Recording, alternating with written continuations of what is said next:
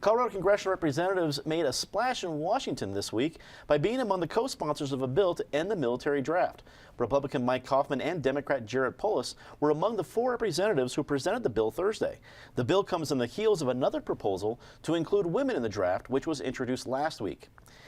David, where do you stand? Do we stick with the status quo? Do we expand the draft to include women, or do we eliminate the draft altogether? I think Representatives Coffman and Polis are showing a great example of Colorado bipartisanship and leadership. And when you get a pair like that as lead sponsors on a bill, that tells you it's probably a bill that's good for national security and a bill that's good for civil liberties. Of course, we don't have an active draft going on, but we've had draft registration ever since 1980 when Jimmy Carter, who in retrospect was a notably weak president on foreign policy, was trying to bolster his toughness and introduced draft registration. As Representative Coffman would tell you, the military overwhelmingly thinks they would prefer an all-volunteer force of people who want to be there rather than the much lower quality of draftees.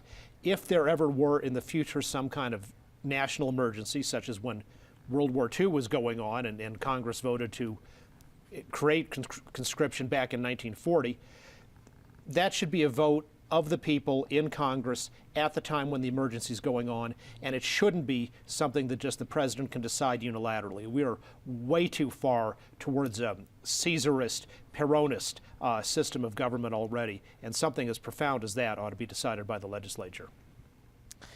Penn, if anyone can follow a Latin reference there, a Roman reference from David, I know you can. But are you surprised by seeing Polis and Coffman come together in something like this? Well, first of all, I'm not going to go where David went. I have my own take on this.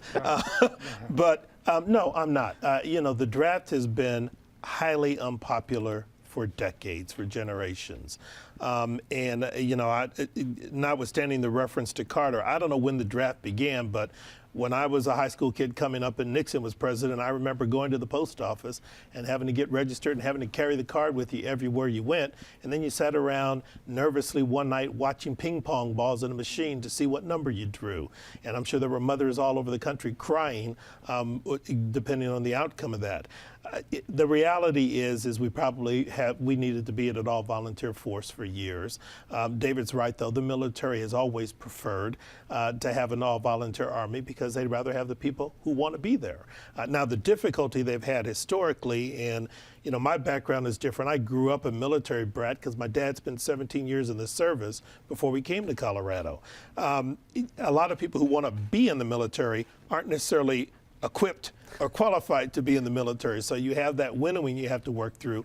But I applaud Coffman and Polis for doing this. It's the right thing to do. The country needed to get that angst off the table and let people focus on some other things. And at this point, I think we have a bunch of young people who really would be honored and want to serve their country and ought to have the ability to do that, men and women. Natasha, does Coffman get some pretty serious bipartisan points for this in an election year? Oh, absolutely. I think it's a really smart political and campaigning move. But most importantly, it's just the right thing to do.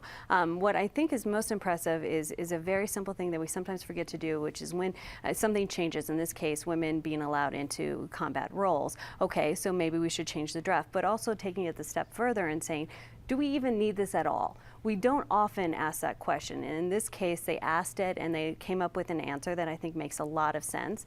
I think I would add to this sort of contemplative moment as we're sort of evaluating the process. As Penn mentioned, you know, I remember when my brother went to sign up. I remember when my husband went to sign up because we've been dating that long. And it was a big moment, and it created a lot of conversations about our country and why this was happening. And if we could find some way to better invest young Americans into the country that they are a part of, and whether that's when they register to vote or some other service that they could provide to their country. This is a moment for us to also say, if we don't have this, are there other moments that we could get young people engaged in the country that they've become a part of and that they will eventually be leading? So I would hope that we can have some conversations about that as well.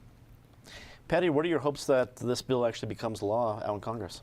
Well, I definitely hope the bill becomes law because, as everyone said, it makes the most sense for the military. This is what they want. It seems to be working. And to see Coffman and Polis pull together on this is great, on a very smart bill that's championed by Coloradans. If we were going to continue the draft, what we have to remember is how incredibly unfair it was with the deferments and how you could game the system. That would have to be fixed. And indeed, if the draft continued, there's no reason women shouldn't be involved in one way, which would also mean you would have to figure out national service or other alternatives. But I think the better thing right now is go to the all-volunteer Army and end the draft.